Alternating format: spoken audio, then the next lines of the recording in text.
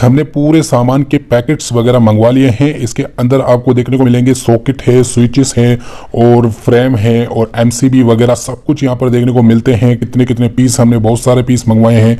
यहाँ पर आप देख सकते हैं एमसीबी बॉक्स है और सामने की तरफ अगर मैं बता दूं आपको, सामने की तरफ 2 रूम है, इसके पास में ही एक और रूम देखने को मिलता है। अभी किसी भी रूम के अंदर स्विच बोर्ड नहीं लगाए गए हैं, लाइटें वगैरह कुछ भी नहीं लगाया गया है। सामग्री पूरी हम आपको समझाने वाले हैं। एक होल भी यहाँ पर देखने को मिलता है। यहाँ पर सबसे पहले बात कर ली जाए स्विचेस के बारे में, तो स्विच का इस तरह का पैकेट आता है। पैकेट के हिसाब से ही आपको माल मटेरियल मंगवाना है ताकि आपको थोड़ा सा कम प्राइस देखने को मिले, ठीक है। तो इसके अंदर जो स्विच है वो फ्लैट स्विच है, बिल्कुल फ्लैट है। और यहाँ पर इसकी काउंटिंग की बात कर ली जाए तो इसके अंदर 20 पीस देखने को मिलते हैं स्विचेस के। और अब इस तरीके के मैंने बहुत सारे पैकेट्स मंगाए रखे हैं जितने मुझे रिक्वायरमेंट है इस बिल्डिंग के अंदर। यहाँ पर 12 मॉड्यूल का प्लेट देखने को मिल रहा है जो कि फ्रेम होता है स्विच बोर्ड वाला। तो इसके पैकेट के अंदर भी देखा जाए तो 5 पीस इसके अंदर देखने को मिलते हैं। सॉकेट की बात कर ली जाए तो यहाँ पर 6 एम्पियर का सॉकेट यूज लिया जा रहा है। और यहाँ पर इसके पैकेट की बात कर ले तो इसके अंदर भी बेसिकली 20 पीस देखने को मिलते हैं सॉकेट के। फैन रेगुलेटर की बात कर ली जाए, क्योंकि फैन रेगुलेटर बहुत ही जरूरी है लगाना, ठीक है, काफी केसेस में लगाना पड़ता है। इसके अंदर भी बेसिकली आपको 10 पीस देखने को मिलते हैं। इसके पैकेट के अंदर 10 पीस देखने को मिलते हैं। ये होल्डर वाले राउंड शीट है जो कि 2.5 से 3 इंच के आसपास आते हैं। ये फैन के राउंड शीट है और ये 4 मॉडल की प्लेट्स हैं। ये 6 मॉडल की ये प्लेट है, यहाँ पर कुछ काम की नहीं है। और ये 8 मॉडल की प्लेट है। इसके भी जो पैकेटिंग है वो भी 5 पीस की पैकेटिंग है। यहाँ पर आप देख सकते हैं, ठीक है, 8 मॉडल की फ्रेम है। एमसीबी हम यूज ले रहे हैं। एमसीबी बहुत सारी हमने मंगाई है और यह पूरी सामग्री आपके सामने नजर आ रही है। यह सॉकेट है, ठीक है, 6 एम्पियर का। और यहाँ पर 6 एम्पियर के स्विचेस वगैरह हैं और ये फैन रेगुलेटर है, ठीक है। और यहाँ पर कुछ 2 पिन है और ब्लैंक कैप है। यहाँ पर 16 एम्पियर का स्विच सॉकेट है, ठीक है, गीजर एसी वगैरह के लिए। 12 मॉडल की प्लेट है, 4 मॉडल की प्लेट है, 6 मॉडल की प्लेट है और 8 मॉडल की प्लेट है, ठीक है। और यहाँ पर राउंड शीटें हैं जो होल्डर के लिए और फैन के लिए होगा। यहाँ पर होल्डर लगाए जाएंगे और बहुत सारा यहाँ पर सामान देखने को मिल रहा है। ये सारा सामान इस पूरे घर के अंदर इंस्टॉलेशन होगा और आपको आगे मैं समझाऊंगा कि किस तरीके से आपको सामान मंगवाना चाहिए। यहाँ पर आप देख सकते हैं 8 मॉडल का फ्रेम है।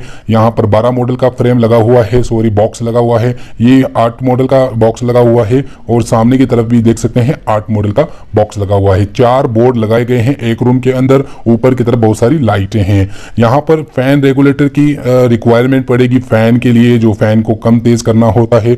यहाँ पर 6 एम्पियर की सॉकेट की बात करें तो यह भी लगाया जाएगा। इससे छोटे मोटे लोड चला सकते हैं। 6 एम्पियर का सॉकेट है। यहाँ पर यूज होगा इस तरह का स्विच जो फ्लैट स्विच है। नॉर्मल स्विच कैसा भी आप स्विच लगाना चाहते हैं लगा सकते हैं 6 एम्पियर का।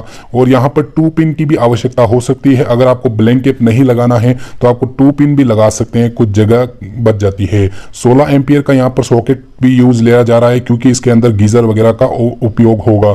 यहाँ पर आप ब्लिंक कैप की जरूरत भी पड़ सकती है क्योंकि कोई जगह में स्विचेस नहीं लगाना है तो वहां पर जरूरत पड़ेगी। 16 एम्पियर का स्विच भी जरूरत पड़ेगी क्योंकि ये गीजर के लिए काफी ज्यादा वर्कफुल है। एमसीबी तो आपको पता ही है, घरों के अंदर एमसीबी तो लगाई ही जाती है। यहाँ पर आपको होल्डर भी दिखाया जाता है, तो इस तरह का होल्डर भी दीवारों में लगाया जाता है। ये छत के ऊपर लगाने वाली कंसील्ड लाइट है। ये अलग अलग रेंज में अलग अलग साइज में आती है। ये फैन वाला राउंड शीट है फैन के लिए और ये होल्डर के लिए होल्डर वाला राउंड शीट है। यहाँ पर ये एसी का डीपी स्विच 32 एम्पियर का होता है, ये भी लगाना जरूरी है। 8 मॉडल की फ्रेम का यहाँ पर यूज लिया जाएगा। 12 मॉडल की फ्रेम का यहाँ पर यूज लिया जाएगा और यहाँ पर 4 मॉडल के फ्रेम का यूज लिया जाएगा। अब पूरे सामान को कहां पे यूज लिया जाता है? 12 मॉडल के फ्रेम को 12 मॉडल के बक्से में यूज लिया जाता है। 8 मॉडल के फ्रेम को 8 मॉडल के बक्से में यूज लिया जाता है। 4 मॉडल के फ्रेम को 4 मॉडल के बक्से में यूज लिया जाता है। और राउंड शीट होल्डर के लिए दीवार में यूज लिया जाता है और बड़ी वाली राउंड शीट फैन बॉक्स के लिए यहाँ पे यूज ली जाती है। कंसील लाइट की बात कर ली जाए तो छत के ऊपर इसका रिक्वायरमेंट पड़ता है। यहाँ इसका मल्टी कलर भी होता है, सिंगल कलर में भी देखने को मिलता है। होल्डर की बात करें तो दीवार के अंदर होल्डर का यूज लिया जाता है। 16 एम्पियर के स्विच सॉकेट की बात करें तो यहाँ पर आपको हेवी अप्लायंसेस के लिए यूज लिया जाता है। 6 एम्पियर की अगर सॉकेट की बात करें तो यहाँ पर सभी स्विचेस के अंदर इसका रिक्वायरमेंट हो सकता है, कहीं पे भी इसको लगा सकते हैं। यहाँ पर फैन रेगुलेटर सिर्फ एक ही स्विच बोर्ड में लगता है। स्विच आपको पता है सब में लगता है। एमसीबी आपको पता है एमसीबी बॉक्स में लगती है। ब्लैंक कैप की बात कर ली जाए तो ब्लैंक कैप जितने भी स्विच बोर्ड होते हैं उन सभी स्विच बोर्ड के अंदर यूज लिया जा सकता है। जहां पे हमें स्विच बोर्ड के अंदर स्विच खाली देखने को मिलता है वहीं पे इसका रिक्वायरमेंट होता है। और 2 पिन की अगर मैं बात कर लूँ तो अगर हमें सॉकेट की जगह नहीं मिलती है तो वहां पे ये 2 पिन का यूज लिया जा सकता है। और यहाँ डीपी स्विच सिर्फ एसी वाले स्विच बोर्ड। अब हमें कैसे पता चलेगा कि 12 मॉडल के स्विच बोर्ड में कितने स्विच की रिक्वायरमेंट देखने को मिलती है? तो आपको क्या करना है, सबसे पहले पॉइंट को गिनना है। 1 point, 2 point, 3 point, 4 point, 5 point, 6 point, 7 point. तो येलो कलर के जो जितने भी वायर हैं ये सभी 7 पॉइंट हमारे हाथ में देखने को मिलते हैं।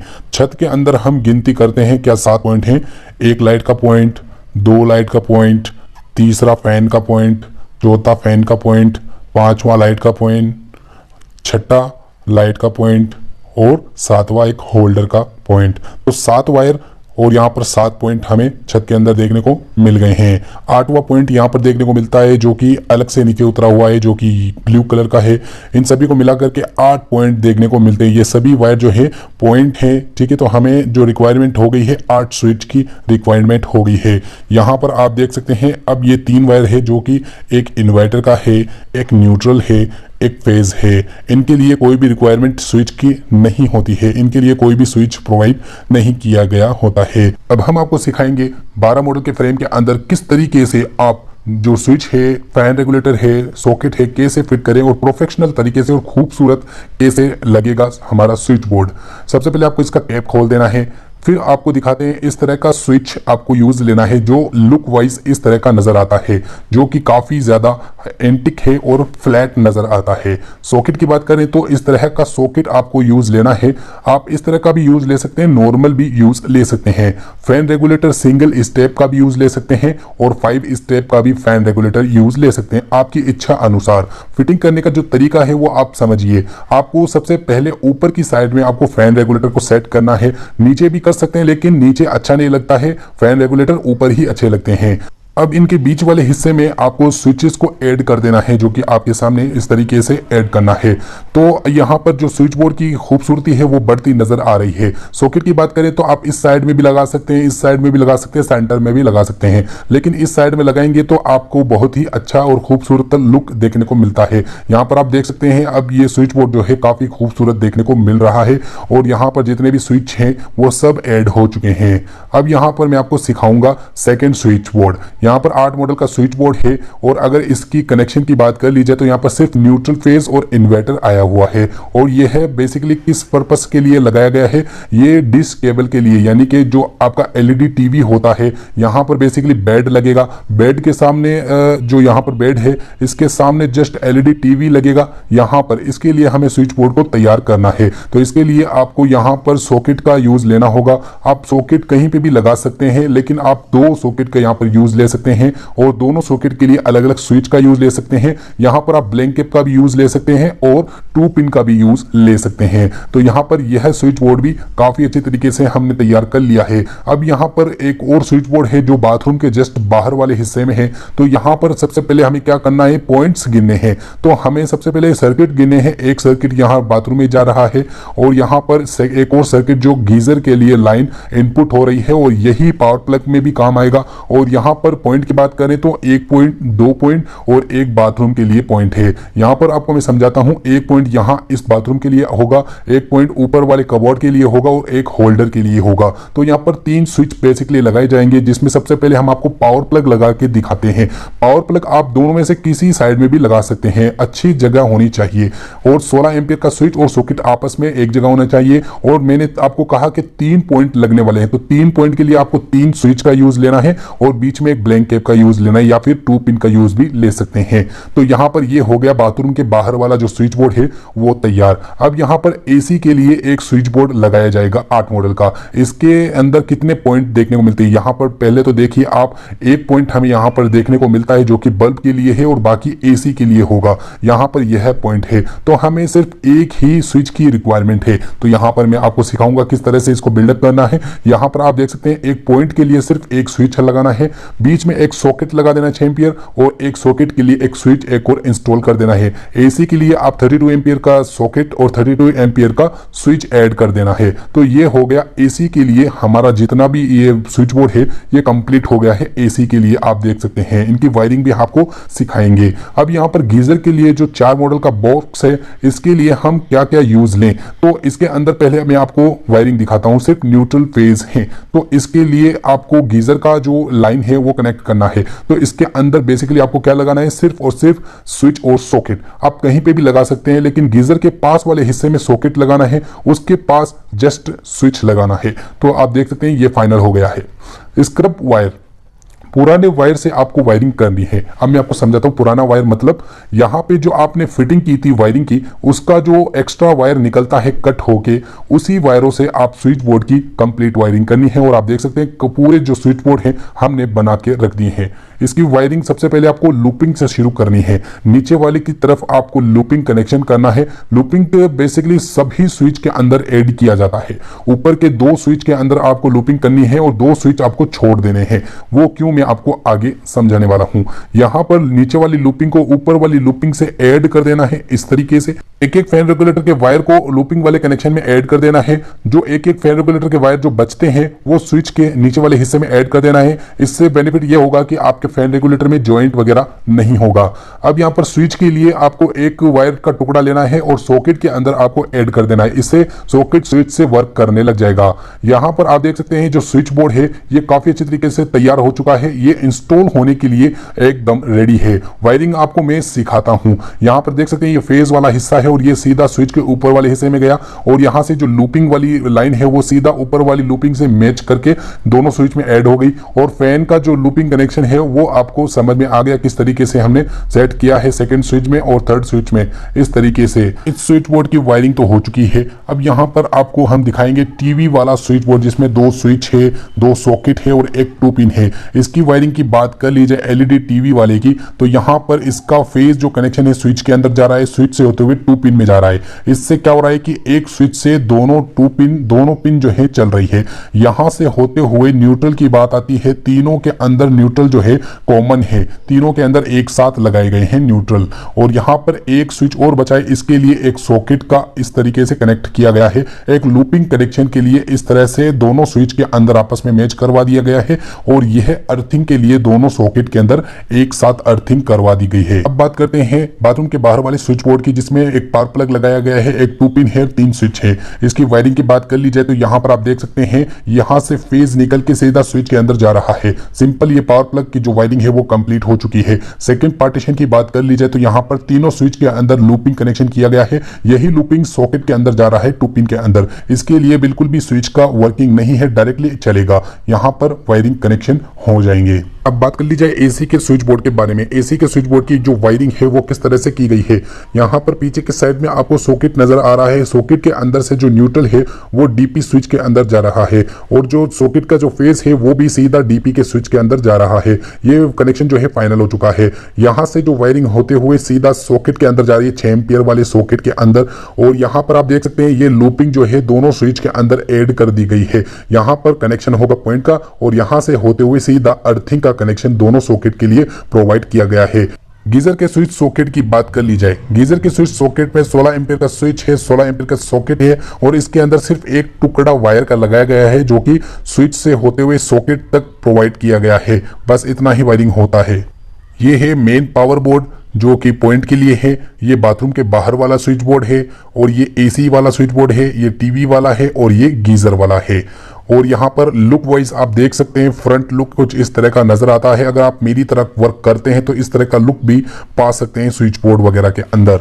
और कंसीडर लाइट की बात कर ली जाए तो कंसीडर लाइट बिल्कुल सिंपल है। आपको मैं सिखा रहा हूँ कि बिल्कुल सिंपल है और अच्छे से आपको टेप करनी है। टेप अच्छे से नहीं करेंगे तो छत के अंदर करंट वगैरह भी आ सकता है। अब मैं आपको सिखाता हूँ किस तरीके से यहाँ पे वायरिंग की गई है और वायरिंग अच्छे से आपको समझ में आ जाएगी। यहाँ पर ये जो जितने भी वायर दिख रहे हैं ब्लू कलर के वो न्यूट्रल है और यहाँ से लूपिंग होया हुआ स्विच के अंदर ये सॉकेट के लिए है। यहाँ पर फेज लाइन है और यहाँ पर आप देख सकते हैं लूपिंग के अंदर फेज कनेक्शन रेड कलर का कनेक्ट किया गया है। यहाँ से लूपिंग होते हुए एक और फेज नजर आ रहा है जो कि बेसिकली फेज कनेक्शन नहीं है, ये सीधा हमारा जो सामने स्विच बोर्ड जा रहा है उसके लिए प्रोवाइड किया गया है यह वाला फेज, क्योंकि यहाँ से ही लाइन आउट होगी। यहाँ पर येलो कलर का ब्लू कलर का वायर जो देख रहे हैं ये सिर्फ पॉइंट के लिए है, और यहाँ ऊपर की साइड में आप देख सकते हैं फैन के लिए यहाँ पर है, और दो स्विच यहाँ पर लाइटों के और यहाँ पर भी फैन के लिए है। और यहाँ पर सभी जो वायर हैं ये कनेक्टिंग हो चुके हैं, बिल्कुल सिंपल तरीके से वायरिंग है। इस तरह की वायरिंग मैंने बहुत सारी वीडियोस के अंदर प्रोवाइड किया है, जाके देख सकते हैं। और यहाँ पर आप टीवी वाले स्विच बोर्ड में कैसे वायरिंग की गई है, यहाँ पर रेड वाला वायर है, ये लूपिंग होता हुआ सीधा सेकंड स्विच के अंदर जा रहा है। यहाँ से स्विच ऑन होने के बाद यहाँ से करंट इस सॉकेट के अंदर जाएगा और यहाँ से करंट इस 2 पिन के अंदर जाएगा एक साथ, ठीक है। और यहाँ पर न्यूट्रल की बात कर ली जाए तो न्यूट्रल यहाँ पर इस तरीके से सॉकेट में जा रहा है, यहाँ से होते हुए न्यूट्रल पिन के अंदर जाएगा 2 पिन के अंदर, और यहाँ से न्यूट्रल होते हुए सीधा सेकंड सॉकेट के अंदर जाएगा। इस तरह से वर्क करेंगे तीनों स्विच और तीनों सॉकेट। अब बात कर ली जाए एसी के स्विच बोर्ड के बारे में, तो यहाँ पर 2.5 mm की एक सर्किट है जो न्यूट्रल है और फेज कनेक्शन है ब्लैक एंड येलो। तो ये न्यूट्रल फेज 2.5 mm की केबल है और सिर्फ एसी के लिए वर्कफुल है। यहाँ पर इसका कनेक्शन सॉकेट से किया गया है डीपी स्विच का, ताकि जब ऑन हो तो सीधा स्विच से साथ जो सॉकेट है वो चले, बस ये इतना ही काम होता है। सेकंड सर्किट की बात करें तो यहाँ से फेज होते हुए यहाँ इस स्विच के अंदर आ रहा, लूपिंग होते हुए इस स्विच के अंदर जा रहा।